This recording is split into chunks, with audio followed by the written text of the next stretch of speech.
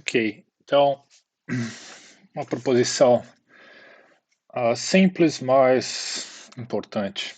Acho que é isso que eu posso falar dela. Tá? Então, pega um poliedro P e imagina que o P está descrito na forma AX menor ou igual a B, tá? Ah, e seja F um subconjunto de P. Tá?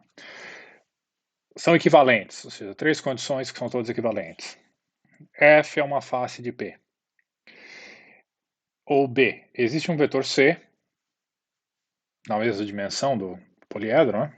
Tá, de colunas da matriz A, tal que o delta é igual ao máximo de C transposto x, tal que x pertence a P, é finito, e esse F é definido como x pertencente a P, tal que Cx é igual a delta. Tá? Ou seja, exatamente a definição de face. Né? A gente já pode esperar que o A e o B são obviamente equivalentes, porque é basicamente a definição de face é o que está no item B. Né? E a parte C, que é realmente a parte interessante da história, tá, na equivalência com a parte B, que se o F é igual a x pertencente a P, tal que a linha x menor ou igual a B', tá, e esse F, esse conjunto não vazio, né, para algum subsistema, a linha x menor ou igual a B' de AX menor ou igual a B. Ou seja, está basicamente dizendo que, olha, que se F é uma face de P, tá, e o poliedro P é descrito por AX menor ou igual a B, o que acontece é que essa face F, ela é, na verdade, um subsistema do sistema que define P. Tá? Então, lembra, uma face, por definição, é a interseção de P com um hiperplano separador, que é de suporte do poliedro, né? Então, um hiperplano desse tipo aqui. Então, a parte interessante é que, olha, que no fundo, uma descrição da face, ela já está dentro, ela está dentro da descrição do poliedro, tá? A gente só precisa tirá-la de lá. E vice-versa, tá? Então, bom, a parte A e B, obviamente, são equivalentes por definição. Então, o que a gente vai provar vai ser que B, C e somente C, tá? Então, uma das direções é extremamente simples, tá? Que a C implica B. Ou seja, supõe que a gente tem uma face já descrita por esse sistema, a linha x menor ou igual a B'. Tá? A linha é uma submatriz de A, B' é um subvetor de B. Tá? Então, bom, tem que mostrar o que implica que tem esse vetor C aqui e esse delta, né? Que é igual ao máximo, tal que a face é igual a Cx igual a delta. Tá? E, bom, não é difícil perceber isso, que pega então esse subsistema, a linha x menor ou igual a b, tá? Faz as somas das linhas da matriz A' e chama isso de C, o vetor C. Tá? Faz a soma dos itens das entradas em B' e chama isso de delta. Tá? Bom, claramente, como a linha x menor ou igual a b, tá? O que a gente fez fora aqui uma combinação a linear das linhas de A em C e uma combinação linear das entradas de B em delta, certamente Cx é menor ou igual a delta, né? Tá, isso aqui é álgebra linear elementar, né? E isso para todo x que pertence ao P, né? Tá? Em particular, para a face, acontece o quê? Uma face são exatamente aqueles elementos x que estão em P, tal que o C transposto x é igual a delta, né? Isso pela definição da face, a interseção com o hiperplano de suporte, né? Tá. Isso aqui é, obviamente, um subespaço, define toda a face. Então, termina o lado do C implica B. A volta é um pouco mais interessante, tá? Ou seja, provar que B implica C, aí a gente tem que fazer um pouquinho mais de trabalho, tá? Então, C implica B. Quer dizer, B implica C, desculpa. Vamos lá. Então, B implica C, a gente sabe que existe um vetor C, tal que o máximo de C, x, com x pertencente a P, ele é atingido por esse delta, que é finito, tá? E a gente tem que o F é descrito por x pertence a p, tal que C x igual a delta. E o F é uma face, né? Tá? Então, legal. Essas são as nossas hipóteses. Então, imagina que a gente tem esse vetor C, o delta é o máximo da otimização e o F a face. Tá? Bom, a gente tem agora que extrair um subsistema a linha x menor ou igual a b', né? Tá? Do sistema AX menor ou igual a b. Tá? E a gente vai tentar extrair esse subsistema a máximo ou maximal, tá? Tentar extrair o maior possível, o máximo, o maior possível. Ou seja, o maior número de linhas possíveis, tá? Tais que a x é igual a linha x é igual a b' para todo x que está nesse conjunto F, tá? Ou seja, então a gente vai tentar extrair o maior sistema possível do AX menor ou igual a B, que é satisfeito com igualdade para todo x pertencente a F. Tá? E aí, seja A duas linhas, x menor ou igual a B duas linhas, o resto do sistema, AX menor ou igual a B. Tá? Então, o que não foi para o A' vai para o A duas linhas. Ok. Bom, e agora? O que a gente tem a respeito a... O que a gente tem que mostrar? Bom, tem que mostrar, volta lá no enunciado, tá? A gente está partindo de B, tem que mostrar que F pode ser descrito dessa forma. Tá? A gente já sabe que, a gente já definiu A', B' como o conjunto de linhas e entradas de B que são satisfeitos com desigualdades por todo x pertencente a F. Tá? A gente tem que mostrar que não tem nada além do que está dentro de A', B' que é satisfeito com igualdade. Tá? Porque senão a gente não teria uma descrição correta da face. Então é isso que a gente vai fazer agora. Então pega lá para cada A duas linhas e x menor ou igual a B duas linhas i, desse subsistema A duas linhas, B duas linhas, tá? Tal que existe um ponto xi, tal que vale a desigualdade estrita. Tá? Por quê? Porque se não fosse o caso, essa linha estaria dentro do... Esse AI, BI, estaria dentro de A', B', e não dentro de A duas linhas, B duas linhas. Certo? Então é fácil que existe um ponto xi que é menor. Tá? Isso para o certo 1K, talvez não tivesse ninguém a princípio. Então, se não tivesse ninguém, a gente escolhe um x estrela como qualquer ponto de F. Se não, se tem pelo menos alguém, pega o x estrela como se fosse o centro de gravidade de tais pontos. Ou seja, a soma aritmética deles. Tá? Só isso.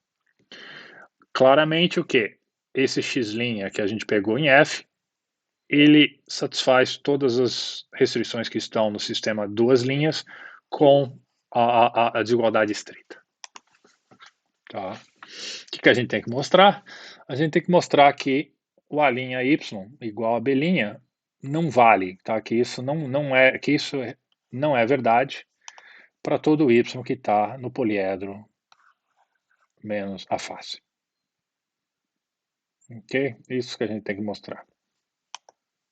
Então, supõe que tem um, tá? Por contradição.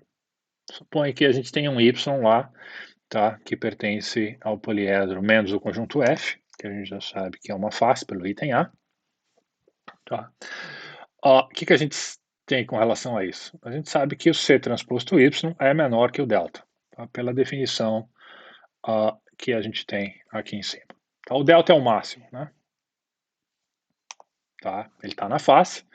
Então, se o ponto está no poliedro e não na face, necessariamente ele tem que ser menor que o delta. Ok. Então, considera agora um ponto Z, que é exatamente a x estrela mais um epsilon, x estrela menos y. Tá?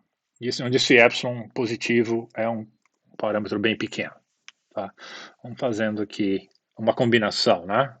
De Z, combinação de x estrela com y, na direção de x estrela y, tá? Com um pequeno epsilon, um múltiplo epsilon. Tá? Em particular, a gente pode pegar esse epsilon pequenininho, positivo, como se ele fosse o menor elemento, tá? Dessa razão aqui, tá? BI duas linhas menos AI duas linhas x estrela, dividido por A duas linhas, que multiplica x estrela menos y, tá? Isso aqui deve lembrar algo parecido com... A gente já usou essa história de pegar o menor lá, quando fez a regra de Bland no algoritmo fundamental. Tá? Aqui a gente está pegando o menor de novo, a menor folga, né? Que a gente tem. Pega a folga, diminui pela direção. Tá? Isso para todo i, tal que o AI duas linhas x seja maior que o AI duas linhas y. Tá? Ok. O que a gente tem certeza nesse caso? Bom, é o caso que então o CZ tem que ser maior que delta. Tá? Ele está do outro lado do hiperplano. Isso aqui, né? Também. Tá? E, portanto, o Z não está em P. Tá? O que decorre daí? Decorre que tem uma equação AX menor ou igual a B no sistema AX menor ou igual a B, tal que o AZ é maior do que B. Tá? Isso dá, então, que o A X estrela é maior que o AY, para essa inequação. Tá? Agora, essa equação AX menor ou igual a B, então ela não pode pertencer ao A duas linhas X menor ou igual a B duas linhas. Por quê? Não, porque senão a gente teria essa contradição, que o AZ, que é igual a x estrela mais o epsilon A x estrela menos y, menor, faz a substituição aqui. Tá? Não vou ler isso aqui, porque senão fica estranho. Dá um tempo para você olhar. Tá? Isso vai acabar sendo B. Então a gente teria que o AZ é estritamente menor do que o B pela escolha do epsilon. Tá? Então isso implica o quê? Isso implica que essa desigualdade aqui, ela pertence ao A' x menor ou igual a B. E como a y, que é igual a isso aqui, é menor que B, o resultado segue. Tá? Então a gente conseguiu extrair exatamente todo o sistema dali, ou seja, não tem ninguém que esteja faltando. Tá? Todas as desigualdades estão realmente aqui. São todas e únicas exclusivamente aquelas que satisfazem com igualdade quando o x está dentro da face. Tá? Não faltou ninguém. É isso que a gente acabou de provar. Corolário imediato que sai daí. Tá? Foi a base de um algoritmo que a gente descreveu ali atrás. Tá? Que se o máximo desse PL aqui, C transposto X, tal que X pertence a P, é finito, tá? E o P é diferente de vazio, ou seja, a gente tem um programa linear aqui que não é nem ilimitado e nem inviável. Tá? Então, o que acontece? O conjunto de pontos em que o máximo é atingido é uma face de P. Tá? Isso sai dali direto, do que a gente acabou de provar. Tá? Então, todos os pontos em que o máximo é atingido é uma face do poliedro. Tá? Então, isso implica o quê? Implica que existe um hiperplano de suporte em cuja a interseção com o poliedro dá uma face e todo ponto de máximo atingido por esse PL, que não é nem vazio nem ilimitado, está dentro dessa face. Tá? A gente pode até dizer um pouco mais do que isso. Tá? E esse é um resultado que o Hoffman e Kruskal provaram lá em 56. Tá? Bem interessante. De novo, pega o poliedro P descrito como x menor ou igual a B, tá? E pega uma face mínima agora, tá? Ou minimal, nesse caso, tanto faz, não vazia de P. Tá? Faz um caso minimal, vai. Aquela assim que é a menor não vazia. Tá? Então, essa face ela é mínima C e somente C. Assim, então, esse é o ponto. Então, seja ela P, um poliedro. Então, uma face mínima ou minimal de P, tá? Não vazia, ela C e somente C, ela pode ser descrita como a linha x igual a B para algum subsistema, a linha x menor ou igual a B' de a x menor ou igual a b, tá? Então, não apenas a gente tem a descrição das faces como um subsistema, tá? Mas inclusive as faces mínimas e minimais. A gente sabe que toda face mínima é minimal, né? Tá? Então, e uma face, ela é mínima se a gente tiver uma descrição, existe um subsistema também que a descreve. Tá? E, então, a prova é C isso C, tem dois lados, tá? Então, um lado é bem simples, então se F é uma face minimal de P, tá? Pela proposição que a gente acabou de provar, tem um subsistema, a linha x menor ou igual a B' de AX menor ou igual a B, tal que o F é igual a esse conjunto. São os x em P, tal que a linha x é igual a B'. Tá? Ok. Essa é, obviamente, um dos lados. Para terminar a prova, escolha o quê? Escolha um sistema a linha x menor ou igual a b' maximal, tá lá dentro. E seja o a duas linhas, x menor ou igual a b duas linhas, o subsistema minimal de ax menor ou igual a b, tal que a face agora é descrita por esse subsistema. Tá? Ou seja, então, o que a gente está provando agora está provando que, olha, não faltou nada. Tá? O que a gente vai mostrar é que, olha, aqui esse pedaço aqui não está na descrição da face. Ok. Eu até escrevi aqui, né? Vamos mostrar que não contém nenhuma igualdade. Ok. Tá? Então, ao contrário, suponho que tem uma igualdade ali dentro. Tá? E que essa desigualdade que, que é uma desigualdade, ela não é redundante. Tá? Ou seja, suponho que tem alguém aqui que devia estar ali dentro mesmo na descrição da face. Tá? Ela não é supérflua. Ok? Então, logo, pega então, a gente pode listar explicitamente essa desigualdade numa face F' como igualdade. Tá? Então, F' vai ser uma face maximal de F, e ela é diferente de F'. Tá? Então, no fundo, F' é uma faceta de F. Tá? A gente sabe que, por isso, F' também é uma face de P, por transitividade. Tá? E isso contradiz o fato de que F é minimal. Não podia ter ninguém lá dentro dela que ainda fosse uma face, né? Tá? Isso prova, então, um dos lados. A recíproca é ainda mais tranquila. Tá? Então, pega então a sua descrição da face não vazia, tá? Com a linha x igual a b', com algum subsistema a linha x menor ou igual a b' do sistema original. Tá?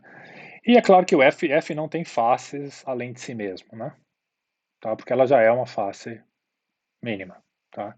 Então, pela proposição 1, o F é uma face de P e, portanto, atividade, então, ela é uma face mínima. Tá? Não tem ninguém dentro dela. E o resultado segue. Consequência, essa é a parte realmente interessante da história, todas as faces mínimas de P têm dimensão n, que é a variável do espaço, menos o rank, o posto da matriz A. Tá? Então todas as faces mínimas têm essa dimensão.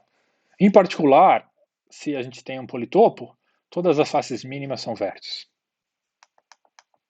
Tá? Isso pode não acontecer num poliedro. Tá? Mas o poliedro que tiver posto completo, ou seja, cujo rank for igual a n, tá? Então todas as faces mínimas também são vértices, que são pontos, né? E é por isso que a gente diz que o poliedro é apontado ou pontuado.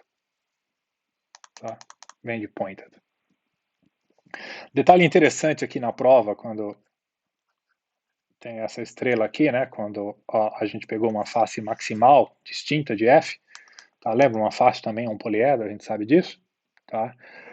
Faces maximais, tá? Que são distintas de um poliedro, elas são extremamente úteis na descrição.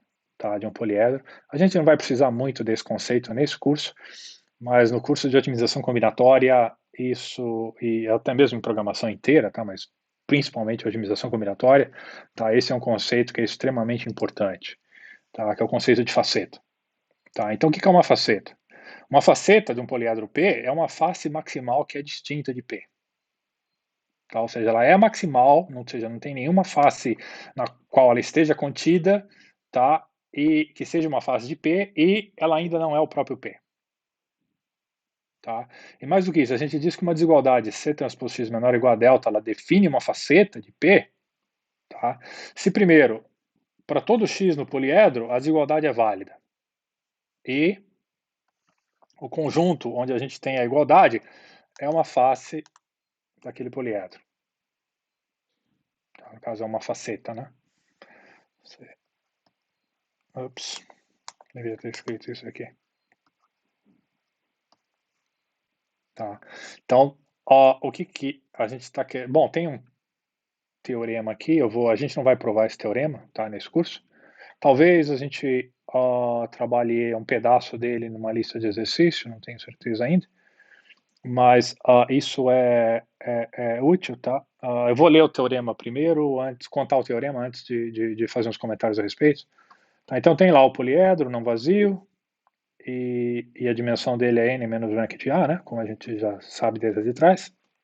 Imagina que a gente tem a linha x menor ou igual a b', um sistema de desigualdades tais que a gente pode escrever o P como a x igual a b, a linha x menor ou igual a b'. Tá? Cada desigualdade desse subsistema aqui define uma faceta de P. E cada faceta é definida por essa desigualdade. Tá? O que a gente está querendo dizer aqui é o seguinte, é que para descrever completamente um poliedro, a gente só precisa listar as facetas dele. Tá? A gente pode jogar todo o resto fora. Né, um poliedro, descrição algébrica, tem vários sistemas, a gente pode descrever várias matrizes, tá? Não necessariamente linearmente independente, né, o posto completo, mas a gente já falou que pode jogar essas linhas fora, mas mesmo assim, o ponto é que a gente consegue uma descrição completa só considerando facetas, tá? Ou seja, só listando as faces maximais do poliedro que sejam diferentes dele. Tá? Isso dá uma descrição completa, que é o que a gente chama a descrição ideal. Tá? Para problemas polinomiais, a gente consegue muitas vezes caracterizar isso. Para problemas que são NP completos, ou em sua versão de otimização NP difíceis, a gente não conhece para nenhum deles descrições completas de facetas, porque o número de facetas em geral é exponencial. Tá? Então, a gente não consegue listar. Bom, não conseguiria listar todas elas, e também a gente consegue provar que algumas desigualdades elas definem facetas, que a gente tem algumas facetas, mas a gente não tem uma descrição completa. Tá? Poliedro, uma das características que a gente ganha pelo problema ser difícil. Tá? A gente fala um pouco mais disso no futuro, tá? Quando a gente falar um pouco mais de poliedros inteiros. Tá? A gente não vai fazer muito de otimização combinatória nesse curso, mas eu vou falar um pouquinho com vocês. Por quê? Porque a gente já tocou nisso em outros pontos, né? Tem alguns poliedros que a gente acaba recebendo, mesmo não tendo restrição de integralidade, as respostas são inteiras. Então a gente vai ver o porquê, e aí a gente menciona esse caso de novo, quando não é o que acontece. Existência de pontos extremos, mudando um pouquinho de assunto, a gente já sabe, então, já falou que ponto extremo e vértice e solução básica, né, são apenas conceitos definidos de formas distintas de um mesmo objeto, digamos assim, né, eles são todos equivalentes. Então, a gente diz que um poliedro P ele contém uma linha, tá, dentro dele, se existe um vetor x em P e uma direção d diferente de zero, tal que o x mais lambda d está em P, para todo escalar lambda. Ou seja, a partir de um ponto x ancorado no poliedro P, tá, e uma direção d, a gente pode andar na linha inteira que passa por X. Tá? E tudo isso está dentro de P. Tá? Então, obviamente tem uma linha aí dentro, se tem uma linha, tem um conjunto afim aí dentro. Tá? O teorema que fica, a prova como exercício, porque praticamente a gente já fez isso lá em álgebra linear, tá? Na revisão de álgebra linear. Tá? São equivalentes, tem lá a descrição de um poliedro. P tem ao menos um ponto extremo. P não contém uma linha, e existem N vetores dentro das linhas da matriz que são linearmente independentes. Tá? Então o ponto de novo é o seguinte: se o poliedro tiver uma linha, ele não tem ponto extremo, então ele não é pointed. Tá? Então, mas se ele tiver pelo menos um ponto, então ele não tem uma linha dentro dele. E se ele tem pelo menos um ponto, significa ele extremo, significa que ele tem pelo menos um vértice, né? Tá? E a gente sabe que se tem um ótimo, esse ótimo pode ser atingido num vértice.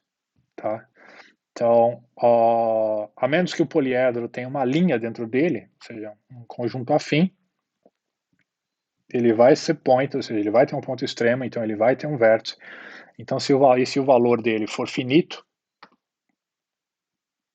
esse vértice, ou seja, não for limitado, esse ótimo vai ser atingido num vértice, então existe aqui uma condição de existência de otimalidade para problemas que são viáveis e não ilimitados, né? Aqui tem um exemplo, nesse poliedro aqui tem uma linha dentro dele, né? Tem várias, infinitas. Tá? Esse aqui não tem, né? Porque qualquer ponto que a gente pegar aqui, a gente anda tudo para um lado, mas para o outro lado não pode andar muito, né? Sem sair do poliedro. Tá? Então esse é um poliedro que é apontado, o da esquerda não. Tá?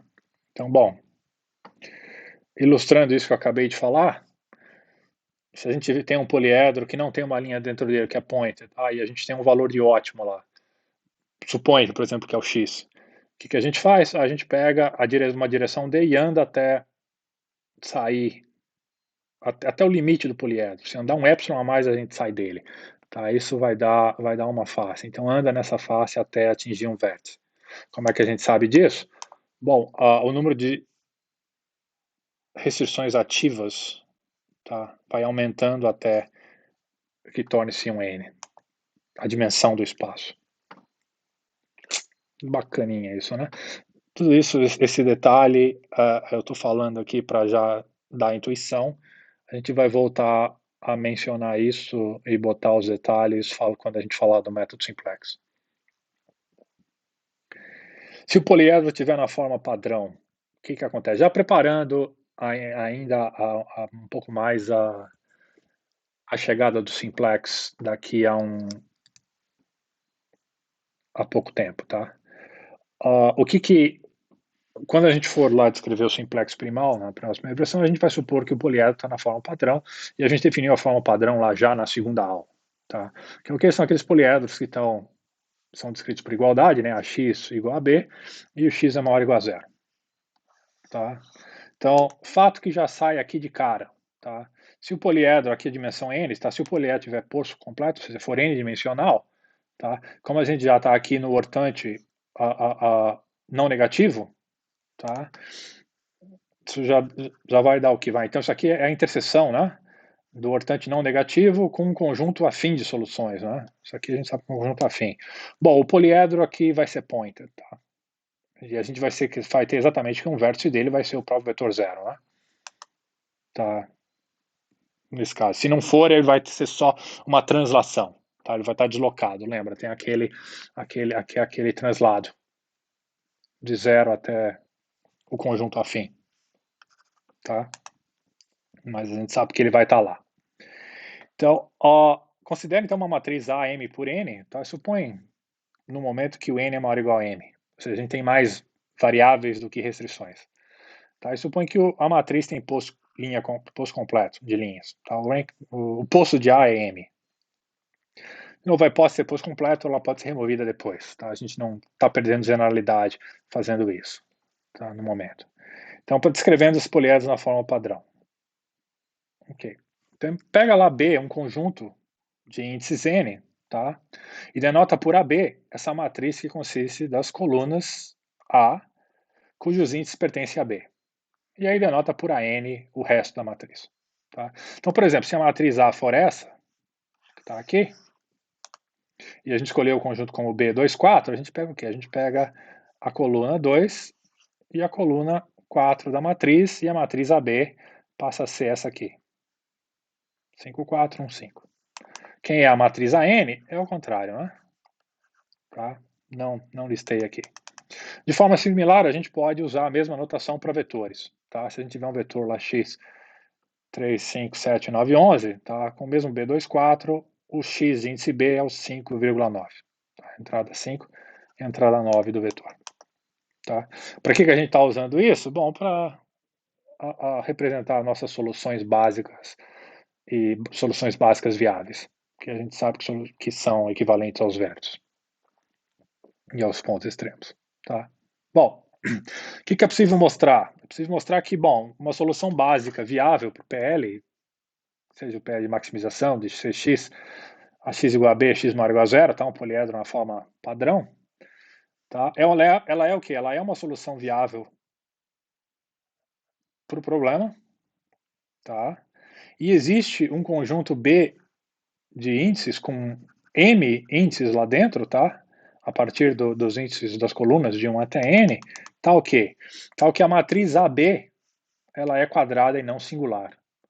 Ou seja, as colunas são linearmente independentes. E ainda, além disso, as entradas do vetor x dessa solução viável, tá? Elas são iguais a zero para todo elemento j que não está nesse B. Tá? Então aqui, por exemplo, a gente tem uma solução básica viável. Usando a mesma matriz que a gente tinha antes, o A, um vetor B como 14, 7, pegando o conjunto B, 2, 4. Tá? Esse x aqui seria uma solução básica. Tá? Pausa o vídeo, faz a substituição aí, as continhas, você mesmo, para verificar que esse x aqui é uma solução básica, é uma solução viável para esse sistema, e mais ainda, ela é básica, tá? Porque a gente só tem entradas diferentes de zero nos elementos de B. Todos os elementos que estão no conjunto N, que é o complementar do B, né, são iguais a zero. Tá? E é exatamente isso que a gente diz aqui. Então, primeiro, quando a gente tem esse B fixado, tá, a gente vai chamar as variáveis CJ, tá, que o J está em B, como variáveis básicas. Tá? Então, no fundo, a gente vai chamar esse conjunto B aqui como se fosse uma base.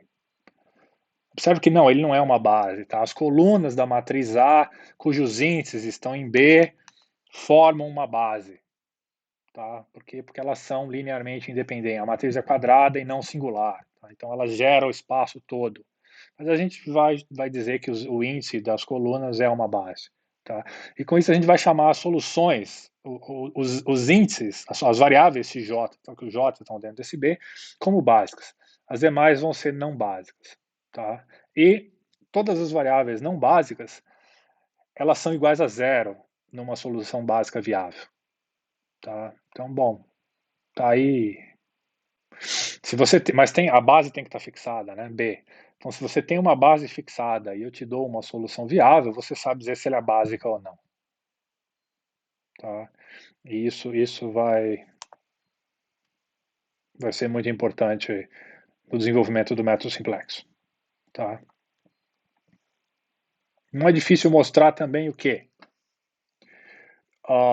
Que uma solução viável X, tá, de um PL na forma padrão e é básica, tá, tudo agora que a gente está falando se aplica a poliédros na forma padrão. Tá? Ela é básica se e somente se as colunas da matriz A, índice K aqui, tá, elas são linearmente independentes. E esse K aqui são todos os índices J, tal que o XJ é maior do que zero. Tá? Então, se você pegar todo mundo cujo XJ é maior ou igual a zero dessa solução viável, tá? Se as colunas são linearmente independentes, essa é isso C, né? Então ela é uma solução básica. Mais do que isso, a solução básica viável é unicamente determinada pelo conjunto B. Tá? Então, obviamente, a solução ser básica ou não depende da base que a gente está usando. Tá? Então, com B o conjunto como se fosse um M, tá? E o AB não singular. Tá? Então, existe no máximo uma solução viável para esse sistema. Né? Tá? Então, A matriz é quadrada, não singular, então tem um sistema lá com m variáveis, que são os xj's que estão em B, a solução é única. Todos os xj's que não estão em B têm que ser igual a zero. Tá? Então, de novo, aqui o que eu falei, a gente vai chamar o B de base e B determina a solução básica e ela de maneira unívoca. Tá? O que isso está querendo dizer? Está querendo dizer que sempre que a gente tiver uma base, ela determina uma solução básica viável, ou seja, ela determina um vértice. E ela determina de maneira única, né? Está mostrando uma abjeção. A gente sabia que era equivalente, tá?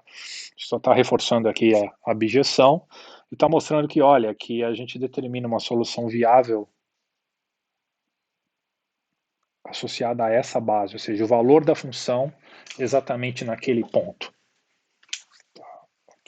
Está usando exatamente aquele ponto do vértice para avaliar a função. Tá?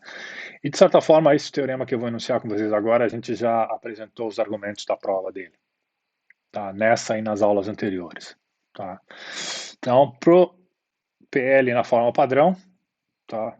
Se existe ao menos uma solução viável, e a função objetiva é limitada superiormente, ou seja, o problema não é inviável nem ilimitado, tá? Então, o conjunto de todas as soluções viáveis, existe uma solução ótima. Ou seja, existe um ótimo, e a gente já mostrou que esse ótimo é atingido numa face, né? Tá? E que se o poliedro for tiver dimensão, tiver pos completa, essa face é um vértice. Tá? Então, o que você está querendo dizer aqui é que, olha, que essa solução ótima existe, então ela existe uma solução básica viável que é ótima. Tá? Então, não só a gente está atingindo num vértice, a gente tem lá exatamente a representação algébrica dela. Tá? E a gente vai voltar a esse teorema quando a gente falar do método simplex. Para terminar esse pedaço aqui, duas bases, a gente disse que elas são adjacentes. Lembra que a gente mostrou os pontos adjacentes, se eles tinham n-1 a restrições ativas semelhantes? Tá? Então, duas bases são adjacentes, elas correspondem a soluções básicas adjacentes, tá? Como a gente podia esperar. E temos aqui ainda um pouquinho sobre degenerescência. Mas isso eu vou deixar para o próximo vídeo, deixa eu ver. Acho que dá para a gente ir até o final nesse aqui. Tá? Conceito de degenerescência. Não é um conceito totalmente geométrico, tá? É um conceito que depende da descrição do poliedro. Tá? Então é um conceito que depende do sistema que a gente está usando. Mas ele tem implicações sérias para algoritmos principalmente os baseados em pivotação, como o simplex. Tá? Então é natural que a gente fale um pouquinho, introduza o conceito aqui e explore a consequência dele quando a gente for construir o método simplex.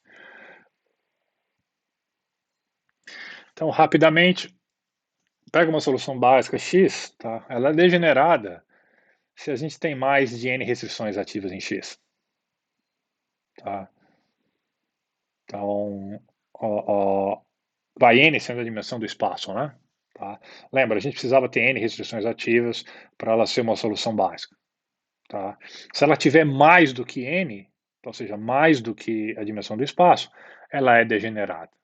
Tá? Significa, a gente pode dizer que, olha, então no fundo esse ponto x ele está sendo super determinado. Tá? Então, qualquer subconjunto de n restrições ativas que a gente pegue aí especifica o ponto do mesmo jeito. Tá? E é mais fácil a gente mostrar a ideia disso com um exemplo aqui. Tá? Então imagina que a gente tem aqui esses dois poliedros, tá? Os pontos A, B, C, D e E. Tá? A gente tem que as soluções A e C, elas são básicas, viáveis e são degeneradas. Tá? Fácil ver aqui no C. Tá? Um exemplo aqui, esse exemplo é bidimensional. Né? Tá? O que acontece aqui? A gente precisava o quê? Por exemplo, bidimensional, a gente precisava de duas restrições ativas. E a gente tem três aqui, né? Quaisquer duas dessas determinam o ponto C. Tá? A gente precisava de duas e tem três. Então ele é degenerado. Tá? É básico. Né? E é viável. tá? Porque, bom, que pertence aqui ao poliedro, tá? É um ponto do poliedro. No caso A aqui, esse é um exemplo tridimensional, n igual a 3. Tá? Então a gente precisaria o quê? Precisaria de 3 restrições. Tá? E a gente tem aqui 4 restrições determinando o ponto A. Quaisquer 3 ali são suficientes. Tá? Já no caso dos pontos B e E, as soluções básicas viáveis são não degeneradas. Tá? Por quê? Bom, o B aqui, no caso o B está num espaço tridimensional e a gente tem exatamente o quê? Tem exatamente 3 restrições determinando o ponto B. Tá? No ponto E tem exatamente 2, né? Porque é um exemplo bidimensional. E os pontos pertencem ao poliedro. Tá? São viáveis. Então são soluções básicas não degeneradas. No caso, o único ponto que a gente não mencionou aqui foi o D ainda, né? Tá? Observe que o D está sendo determinado aqui por 1, 2, 3, 4. Uau, o D está sendo hiperdeterminado, né? Então só precisava de 2, a gente tem 4 restrições ativas ali, né? Em D. E mais ainda, ele não pertence ao poliedro. Tá vendo? O poliedro está aqui, né? Essa parte interna aqui. Então, D é uma solução básica, tá? Só que ela não é viável. E ela é degenerada. Tá? Coisas que podem acontecer. Tá? Por que isso é importante? Pensa um pouquinho. Quando você fica pensando, vamos seguir um pouco aqui com o resto da... A gente não vai falar muito mais sobre degenerescência hoje, tá? Vamos só olhar a história aqui da forma padrão. Tá? Então, na forma padrão, o que significa isso? Se A tem M' e N colunas, tá? Uma solução básica ela é degenerada se ela tem mais do que N menos M componentes iguais a zero. Tá? Lembra, X é um vetor. A gente sabe que todo elemento que está fora da base tem que ser igual a zero. Tá? Então são todos os N menos M tem que ser iguais a zero. A gente acabou de fazer isso aqui em cima. Tá? No caso, se alguns X's que estão dentro... Onde é que está isso? Está aqui em cima. Tá? Se a gente pegar alguns desses X aqui, tá? Todo mundo que está fora da base tem que ser igual a zero. O problema é que quando, às vezes, inclusive alguns XJs que estão dentro da base, eles são iguais a zero. Ou seja, tem uma restrição ativa ali. Tá? Então, basicamente, essa solução básica X ela é degenerada. Tá? A gente vai ter mais restrições ativas ali dentro. E, de novo, a degenerescência ela depende da descrição do poliedro. Tá? Ela não é uma propriedade geométrica, ou seja, ela depende de representação. Tá? Como assim, no seguinte sentido? Bom, aqui é meio óbvio, né? No caso do poliedro D, a gente podia arrancar essa restrição aqui sem problema algum. Tá? E até podia arrancar essa aqui também. Tá? No caso do C, podia arrancar essa aqui também. Tá? No caso do A, já a coisa é um pouco mais complicada, né? Tá? Por quê? Porque a gente tem uma estrutura, mas a gente pode arranjar, tentar descrever o mesmo espaço de outra forma. A gente vai falar um pouco mais disso no futuro. Tá? Mas, então, degenerescência existe. Tá? Quais são as consequências algorítmicas para isso? Bom, vai ficar totalmente claro quando a gente falar do simplex, mas a ideia, já para ir se acostumando, é a seguinte: o algoritmo simplex é um algoritmo que vai mudando de base, de solução básica viável para em solução básica viável. Tá? Então, basicamente, o algoritmo simplex ele vai andando nos vértices do poliedro. Tá? Para ficar fácil de imaginar, suponha ainda que o poliedro é um politopo, ou seja, não tem problema de limitação, não tem problema de inviabilidade. Tá? É um politopo, não vazio, e o algoritmo simplex vai ficar andando nos vértices. Tá? E a forma que ele anda vai ser monótona, ou seja, monotônica. Ele vai sempre andar para um vértice que tente melhorar o valor da função objetivo comparado com o que ele já tem agora. tá? Então, quando a gente tem uma solução ah, básica, viável, degenerada, o que acontece é que ele pode ficar pivotando, ou seja, mudando de base, e ele sempre anda de base, ele nunca dá saltos, tá? Ele anda de base adjacente, eu falei que ele fica andando pelos vértices, mas é baseado em base adjacente a base adjacente, tá? Então ele fica fazendo um passeio nos vértices do poliedro, do politopo, tá? Pensa politopo por enquanto, mas é no poliedro, e ele fica pivotando para mudar de uma solução básica viável para uma solução básica viável que seja adjacente, tá? E ainda numa direção que melhore a função objetiva ou que não piore a função objetiva, tá? Essa é a ideia. Pensa por enquanto que ele não tem que lidar com ilimitação e a inviabilidade a gente lida antes, tá? Então, quando a gente tem, por exemplo, aqui o caso de um vértice, uma solução básica viável degenerada, tá? O que acontece é que quem são as soluções básicas viáveis adjacentes a C? Certamente I é uma, tá? Certamente esse vértice aqui que eu não marquei, tá? Vamos chamar ele de F, é outra, tá? Mas assim, toda a base, existe mais de uma base, solução básica viável representando o vértice C aqui.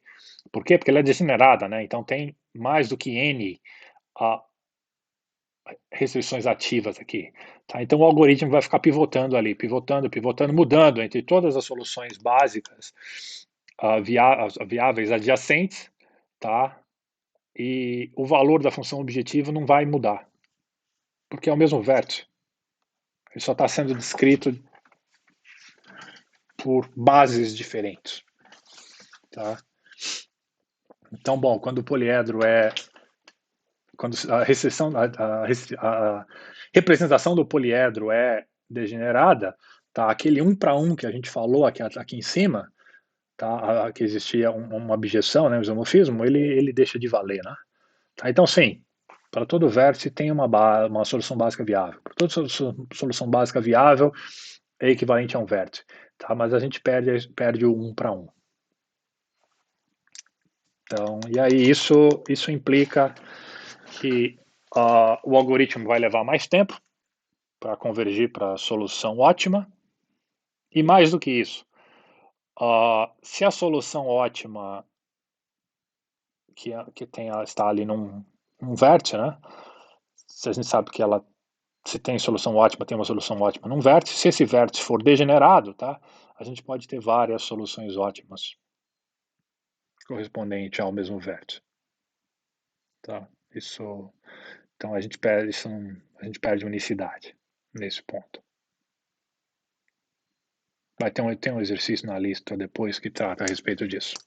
Mas a gente vai de novo, vai voltar nessa questão de degenerescência no simplex. Tá? Bom, para terminar mesmo a história do que a gente precisa de geometria e estrutura de poliedros, tá? A gente só precisa falar agora é um conceito extremamente simples, tá?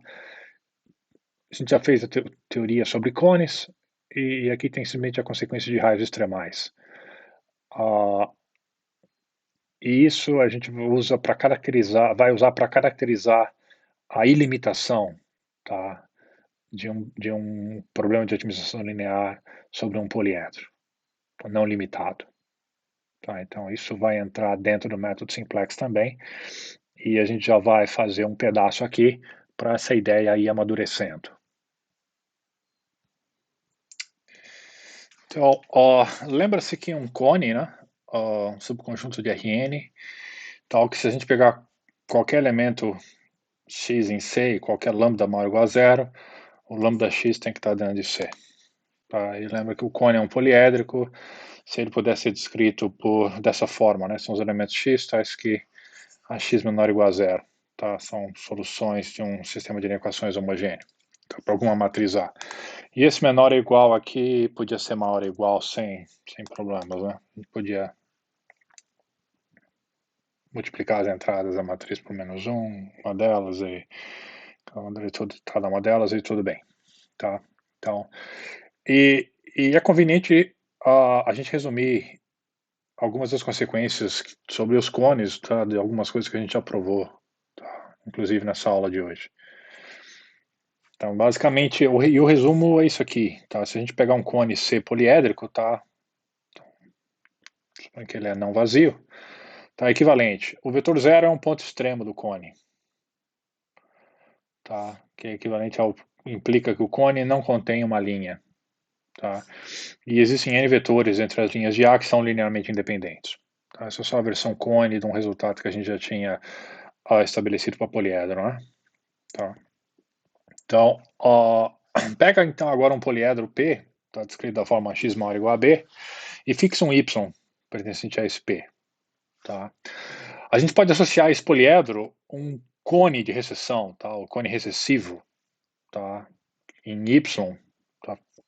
Ancorado em y, tá? Ele é dado por o quê? São todas as direções D, tá? Em Rn, tais que quando a gente pegar a matriz A e multiplicar por um raio, por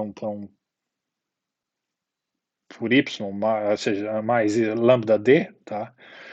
Isso ainda é maior ou igual a b para todo lambda maior ou igual a zero. Então, ou seja, então a gente pega um ponto y pertencente a esse poliedro, então novamente o AY vai ser maior ou igual a b, porque o y pertence ao poliedro, tá?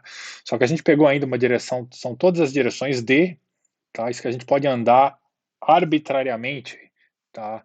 Nessa direção d maior ou igual a zero aqui, tá? Então lembra, isso não está formando uma linha, né? Está formando um raio do cone, tá? É isso que está dizendo aqui. E a gente pode reescrever isso aqui da mesma forma, que são todas as direções D, traz que o AD é maior ou igual a zero. Tá? Já que, obviamente, o AY vai ser maior ou igual a B, tá? Então isso aqui vai dar o AY, né, mais a lambda AD maior ou igual a B, substitui com B, vai dar maior ou igual a zero, e o lambda que é maior ou igual a zero pode ser cancelado. Tá? Então isso mostra que o cone recessivo associado ao poliedro P, ele é poliédrico. Tá? Isso mostra que, olha, a gente usou o Y, um elemento dentro do poliedro para definir o cone, mas esse cone ele independe do Y, tá? Independe do ponto que a gente ancora. Então, simplesmente as direções recessivas dentro do poliedro, elas dependem do poliedro e não do ponto que a gente escolhe. Tá? Então, é isso que está escrito aqui embaixo. Ok? E os elementos não nulos, tá, do cone de recessão são os que a gente chama de raios do poliedro. Tá? Por quê? Porque, obviamente, o zero está aqui dentro, né? Tá?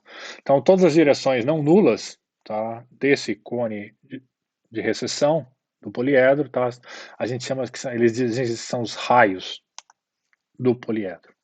Tá? Se um poliedro está na forma padrão, a x igual a b, x maior ou igual a zero, o cone de recessão é dado pelos valores, obviamente, satisfazendo AD igual a zero, D maior ou igual a zero.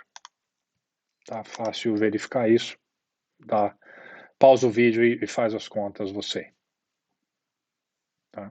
Bom, alguns desses raios, a gente chama eles de extremais. Tá? O que é um raio extremal? Pega um elemento, tá? Um raio que pertence ao cone de recessão de um poliedro P. Tá? Se existirem n-1 restrições linearmente independentes ativas, tá, naquele ponto, a gente diz que ele é um raio extremal. Tá? Isso aqui é como se fosse arestas infinitas, né, ou semi-infinitas no caso. Tá? Então, um raio extremal de um cone de recessão associado a um poliedro não vazio P é um raio extremal do P. Tá? E aí tem algum exemplo aqui que é basicamente o óbvio que a gente estava imaginando. Tá? Aqui está feito sobre um cone, mas também podia estar feito sobre poliedro. Tá? A direção Y aqui tudo aqui é um raio, né? Tá? Tem direções aos montes aqui. Tá? Y aqui é um raio extremal, por quê? Porque tem uma restrição. A gente tem aqui um exemplo bidimensional, então precisa ter pelo menos uma restrição ativa para esse raio ser um raio extremal. E é o caso aqui em Y. Né? Tá? Aqui a gente teria um outro raio extremal, digamos assim, se a gente escolhesse aqui um raio Z. Tá? A outra restrição seria ativa nele. Não é difícil perceber o quê? Que se a gente tiver um raio extremal, tá? Isso vale para qualquer raio, né, mas em particular vale para os raios extremais, em que a função objetivo, por exemplo, um problema de minimização, ela, quando avaliada lá, ela dá um valor negativo, tá? Nesse raio extremal pertencente ao cone ao raio extremal do poliedro, tá? Se é o problema de minimização e a função avaliada nesse raio extremal é negativa, obviamente quanto mais a gente anda nesse raio extremal, mais negativa a função fica. Então ela tende para menos infinito, né? Tá? Então isso é uma limitação no cone. Tá? Aqui a gente está fazendo a otimização ainda sobre um cone. Tá? Então é um raio extremal do cone. Se fosse maximização, bastaria a gente ter um raio extremal em que a função objetivo é positiva, né? Tá? Então, e é 6 C, né? Tá, o resultado é 6 C. E a prova é bem simples.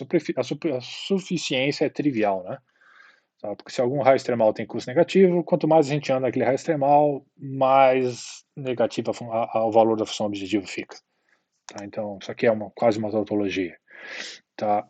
E para necessidade, também é bem simples, a volta. Então, supõe lá que a otimização em cima do cone, tá, ela é ilimitada, ou seja, dá menos infinito. Em particular, implica o quê? Em particular, existe um C nesse cone, tal que o valor objetivo da função, tá, ela é negativo. E supõe que após a normalização, o escalamento, o valor C transposto x é igual a menos 1. Tá? Isso aqui a gente pode fazer. Então, descreve, define o poliedro. Tá? X, tal que A e X maior ou igual a zero, isso aqui é a definição, são as restrições que definem o cone, né? E adiciona essa restrição de x transposto x igual a 1. E a gente sabe que esse poliedro ele é não vazio. Tá? Porque a gente pegou um x dentro do cone. Tá? E esse mesmo x está aqui dentro desse poliedro. Bom, o C é pointed, né? Ou seja, ele é pontuado. Tá? Tem posto completo. Tá? Então significa, ou seja, que a gente está supondo que o cone aqui tem o posto completo. Tá? Então, então, a gente sabe o quê? Que as linhas, tá, desses vetores, da matriz que descreve os cones, esses vetores que descrevem os cones, eles descrevem todo o espaço, eles geram todo o espaço Rn. Tá? E isso implica, então, que, bom, como essas mesmas restrições são no poliedro P, então o P tem pelo menos um ponto extremo. Tá? Imagina que D é esse ponto extremo. Tá? Ou seja, então, como D é ponto extremo, a gente tem N restrições linearmente independentes ativas nesse ponto P. E pelo menos N menos uma, são N ativas, pelo menos N menos uma delas são dessa forma aqui, né? Aí transposto x maior ou igual a zero. Por quê? Bom, porque só tem uma que não é dessa forma. Tem N. Então, pelo menos N menos uma são dessa forma. Isso implica, então, que D é um raio extremal de C.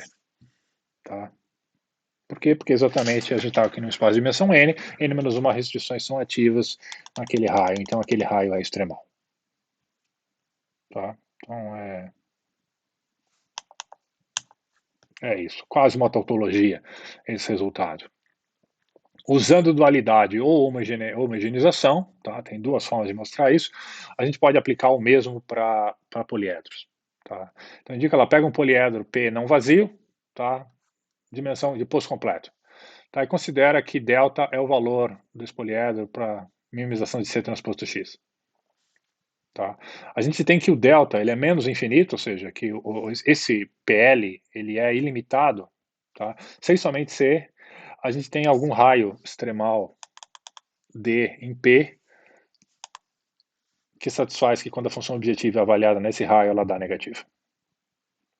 Tá? Então isso é uma condição de ilimitação para um PL. Tá? Então a gente já completa o que a gente fez no resto da aula, né? Tá? Então aqui a gente tem uma caracterização de ilimitação. Tá? A única coisa que a gente vai ter que lidar, então, realmente, quando for fazer o simplex, é com questão de viabilidade. Tá? Então, Parte interessante, antes de falar isso, observa que esse resultado aqui, sobre a limitação do poliedro, ele independe do B, né? Então, observa que o B não entra em lugar nenhum da história aqui. Tá? Tudo depende o quê? Da direção do raio extremal do poliedro. Tá? Então, depende o quê? Depende, obviamente, da função objetivo, para onde ela aponta, né? E da direção da função objetivo ser negativa naquela direção extremal.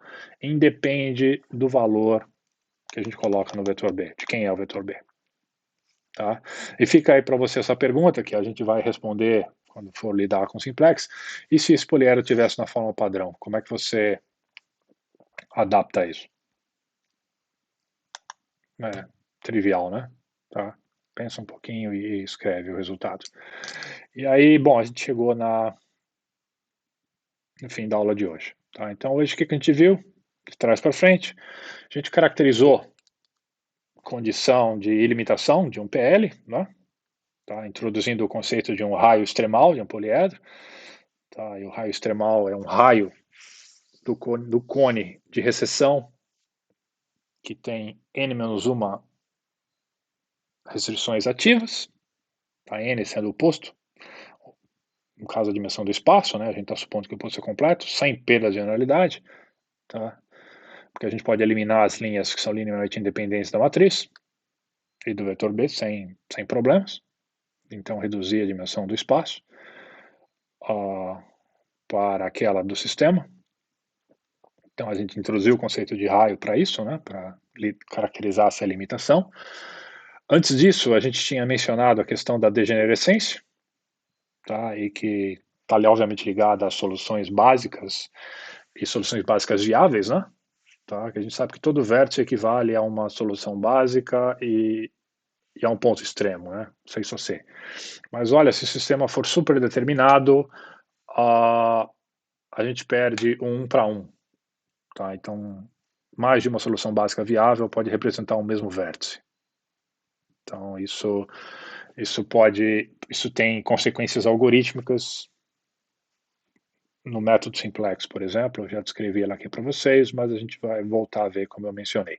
Então, a gente definiu o que era degenerescência quando a gente tem muita restrição ativa, tá, num certo ponto, uma solução básica.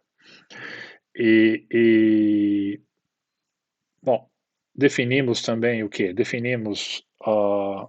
Relembramos o conceito de ponto extremo, definimos face, definimos vértices, vimos que o vértice é uma face minimal, né, uma face mínima de um poliedro, é uma face que só tem um ponto, tá? Vimos que o poliedro tiver posto completo, então toda a face, todo ponto de ótimo, o conjunto de pontos de ótimos, ele é atingido numa face, e se esse poliedro tiver posto completo, essa face, ela é um vértice, face mínima é um vértice, né? Tá? Definimos as soluções básicas e viáveis e existência dos pontos extremos. Se tem uma linha dentro do poliedro, então a gente não tem vértice, então não tem pontos extremos. Então a gente tem que lidar com isso também no método simplex.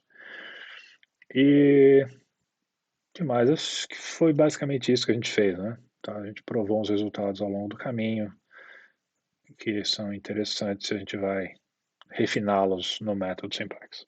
Então, se tiver dúvida, anota as dúvidas e vem para o horário de atendimento retirá-las, tá bom? Então é isso aí, abraços e até a próxima.